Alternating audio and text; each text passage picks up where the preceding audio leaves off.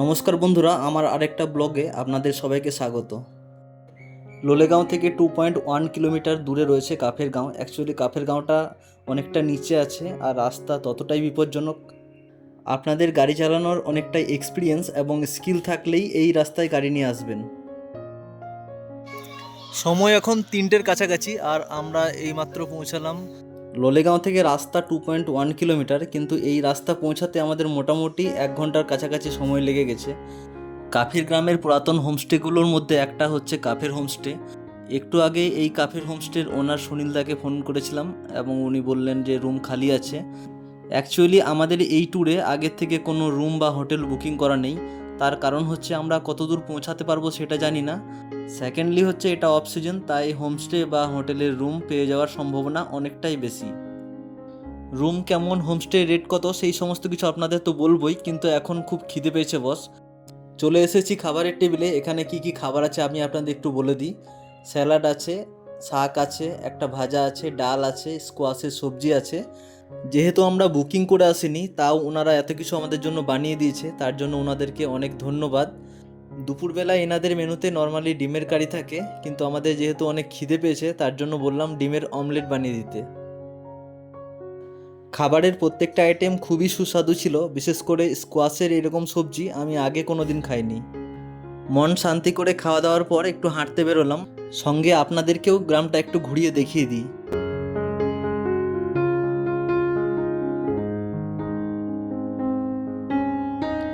ঘুরিতে পারছে এখন বিকাল 4:30, আর আমরা হাঁটতে হাঁটতে 1-1.5 কিলোমিটার নিচে চলে এসেছি। রাস্তা এখানেই শেষ হয়ে গেছে। এখানে একটা বসার জায়গা করা আছে, সঙ্গে একটা লাভ সাইন করা আছে, বসে আপনারা ছবি তুলে নিতে পারবেন।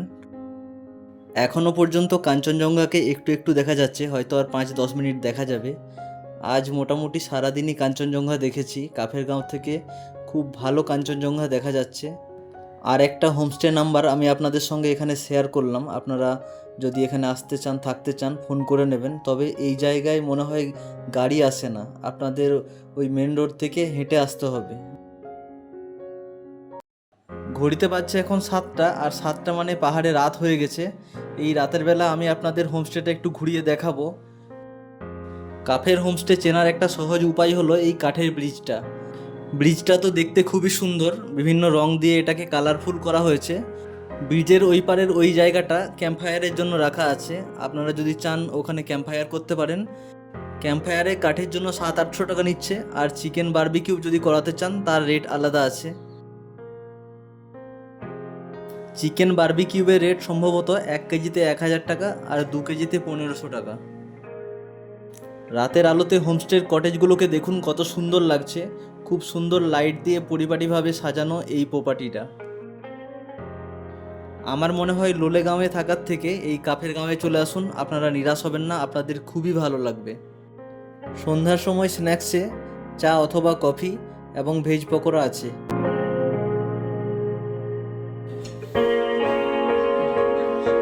চলে এসেছি ডাইনিং টেবিলে, আর ওনারা কি কি মেনু সার্ভ করেছেন আমি আপনাদের সঙ্গে একটু শেয়ার করে নিই। রাতের মেনুতে রয়েছে ভাত, ডাল, স্যালাড, দিনের মতো স্কোয়াশের সবজি, আর রাতে তো চিকেন মাস্ট, পাহাড় মানেই রাতে চিকেন। রান্নার প্রত্যেকটা পদ খুবই সুস্বাদু, তবে চিকেনটাকে আলাদাভাবে থ্যাঙ্কস বলতে হবে, কারণ চিকেনটা ওনারা খুব সুন্দর বানিয়েছেন। এই রকম টেস্টি টেস্টি খাবার খেয়ে রাতে ঘুমটা মনে হচ্ছে খুব ভালোই হবে।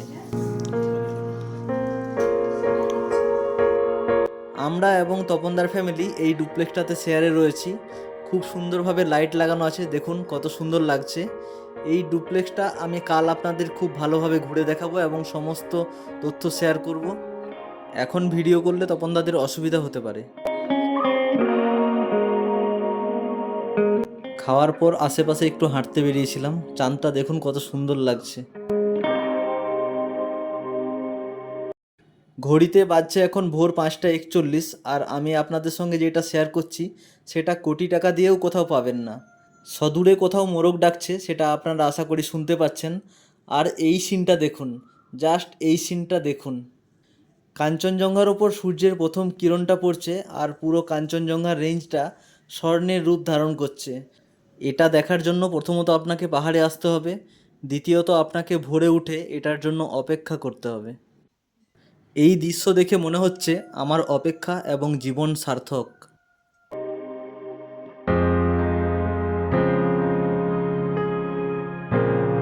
ডুপ্লেক্সের বেলকনিতে এখনও দাঁড়িয়ে আছি, কাঞ্চনজঙ্ঘা থেকে চোখ সরাতে পারছি না। মনে হচ্ছে এই সময় এক কাপ চা হলে খুব ভালো হতো। কিচেনে একটু আগে গিয়েছিলাম, দেখলাম তালা বন্ধ আছে, একটু পর হয়তো আমাদের চায়ের জন্য ডাকবে।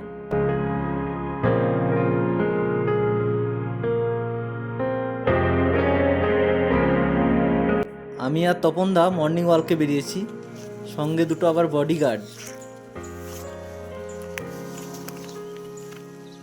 আগে এই রাস্তাটা দিয়েই কাফের গ্রাম আসতে হতো। আমরা যে রাস্তাটা এলাম ওটা পরে তৈরি হয়েছে, তপনদা আগে যখন এসেছিল তখন এই রাস্তাটা দিয়ে এসেছিল।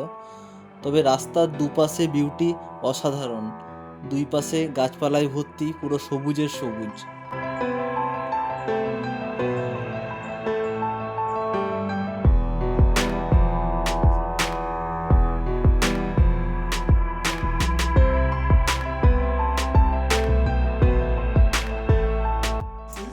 গুড মর্নিং সবাইকে। আজ হচ্ছে 9ই ডিসেম্বর আর ঘড়িতে বাজছে এখন মোটামুটি 7:45 মতো।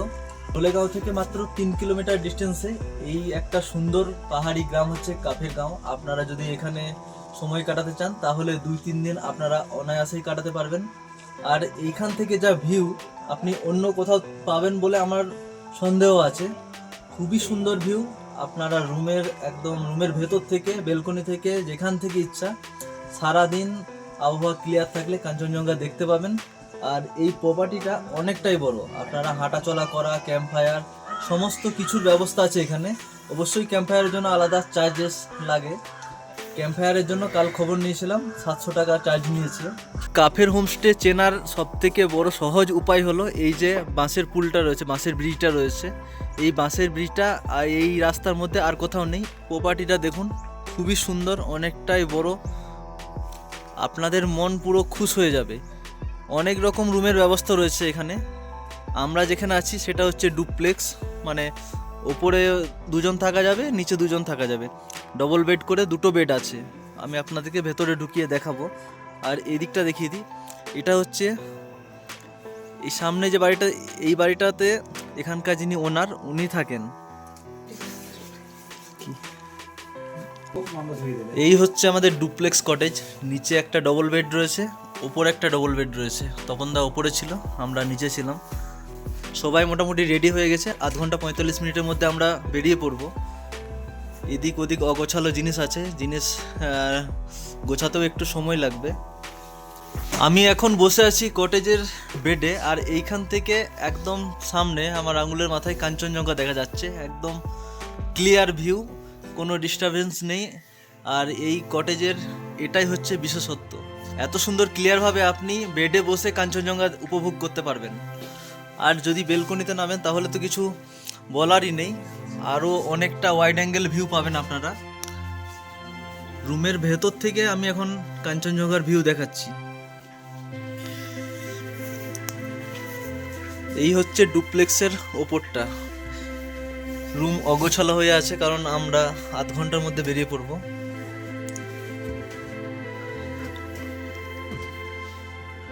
এই হচ্ছে ওপর থেকে ভিউ, নিচের থেকে আরো বেশি ভালোভাবে এখান থেকে দেখা যাচ্ছে। এখানে একটা ঠাকুর রাখার জায়গা আছে। আর এই হচ্ছে ডবল বেড, খুব যে বড়সড় তা না, কিন্তু 2জনের জন্য যথেষ্ট। আর তার পাশে রয়েছে একটা জানলা।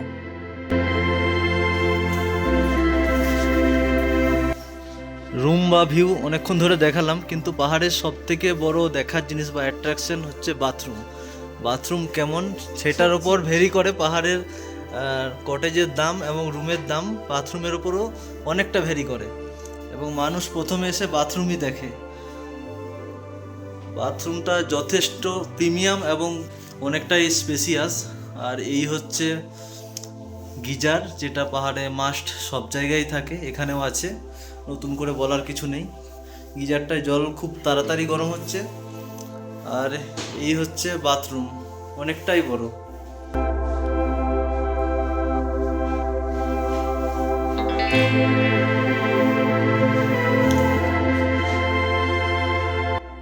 ডুপ্লেক্সটা খুব ভালোভাবে দেখিয়ে দিয়েছি।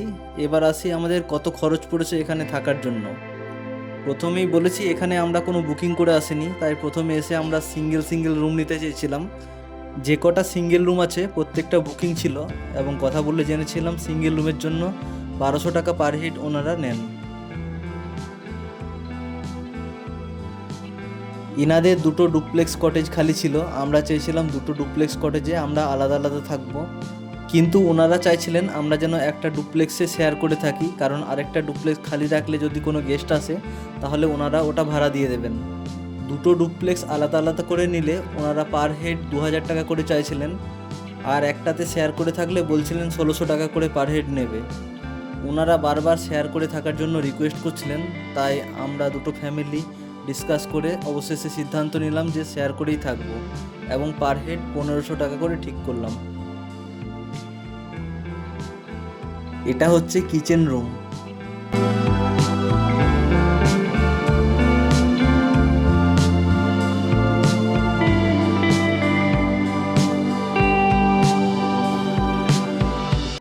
যাই হোক, গল্প করতে করতে পুরো প্রপার্টিটা আপনাদের খুব ভালোভাবে দেখিয়ে দিলাম।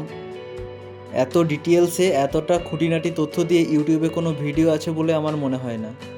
আমার ভিডিওটা কেমন লাগলো কমেন্টে জানাবেন, আর অবশ্যই আমার চ্যানেলটাকে সাবস্ক্রাইব করে রাখবেন। এই জায়গাটাতে বারবিকিউ চিকেন হয় আর পাশে হয় ক্যাম্প ফায়ার।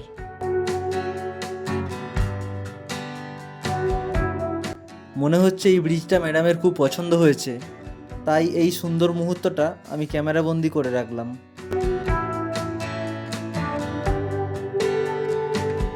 এইরকম একটা ভালো মজাদার সিন ব্লগে না দিলে ব্লগটা অসম্পূর্ণ থেকে যায়, তাই এই ক্লিপটা আমি দিলাম।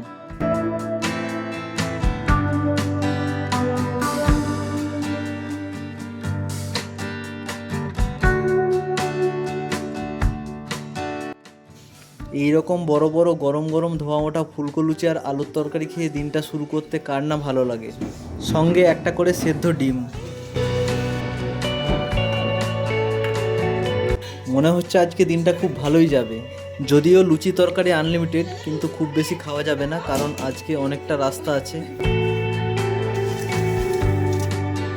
কাফের গাঁওকে বিদায় জানিয়ে চলেছি নতুন ডেস্টিনেশনের দিকে। পরের ডেস্টিনেশন কোথায়, কিভাবে যাচ্ছি, কেমন রাস্তা, এই সমস্ত কিছু আপনারা পরের ভিডিওই দেখতে পাবেন। তো বন্ধুরা, ভিডিওটা ভালো লাগলে কমেন্টে জানাবেন আর আমার চ্যানেলটা সাবস্ক্রাইব করে রাখবেন। ভিডিওটা দেখার জন্য ধন্যবাদ। ভালো থাকবেন, সুস্থ থাকবেন।